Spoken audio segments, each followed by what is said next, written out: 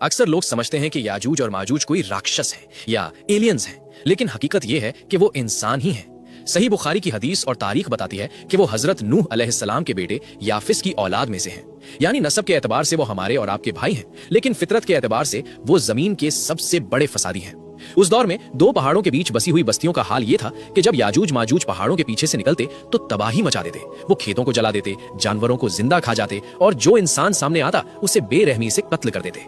उनका जिस्मानी ढांचा बहुत मजबूत था और उनकी तादाद इतनी ज्यादा थी कि उनका मुकाबला करना किसी आम लश्कर के बस की बात नहीं थी।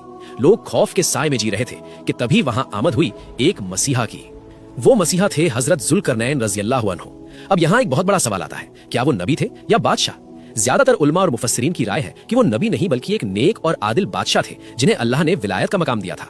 अल्लाह ने उन्हें जमीन के मशरिक और मगरिब तक हुकूमत दी थी, इसीलिए उन्हें जुल्करनैन यानी दो सींगों वाला या दो किनारों का मालिक कहा जाता है। अल्लाह ने उन्हें हर तरह का इल्म और इंजीनियरिंग सिखाई थी। अपने सफर के दौरान हजरत जुल्करनैन उस जगह पहुंचे जहां दो ऊंचे पहाड़ यानी सद्दैन थे।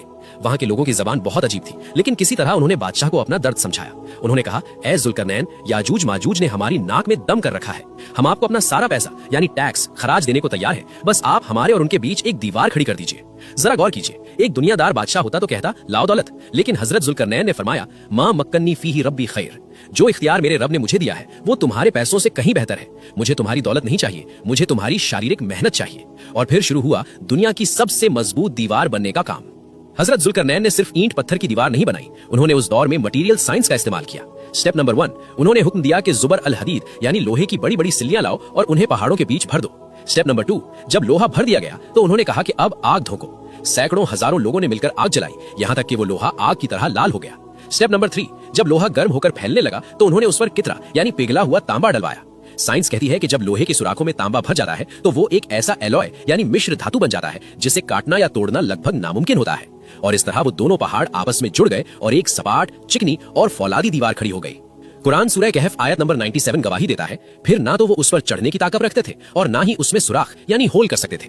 वो फसादी कौम जो पूरी दुनिया को खाने चली थी, अब वो पहाड़ों के पीछे कैद हो चुकी थी। हजरत जुल्करनैन ने दीवार बनाने के बाद ये नहीं कहा कि मैंने किया है, उन्होंने कहा, हाजा रहमतुम मिन रब्बी, ये मेरे रब की रहमत है। लेकिन दोस्तों, कहानी यहाँ खत्म नहीं होती। उसी वक्त हजरत जुल्करनैन ने एक पेशेंगोई की थी कि एक वक्त आएगा जब मेरे रब का वादा पूरा होगा और ये दीवार रेजा रेजा हो जाएगी।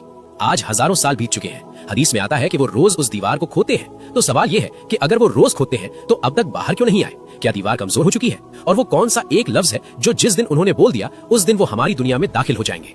जानिए एपिसोड 2 में। अगर आप इस सीरीज का अगला हिस्सा देखना चाहते हैं तो कमेंट में लिखें या अल्लाह रहम फरमा या नेक्स्ट पार्ट, और इस जानकारी को शेयर जरूर करें।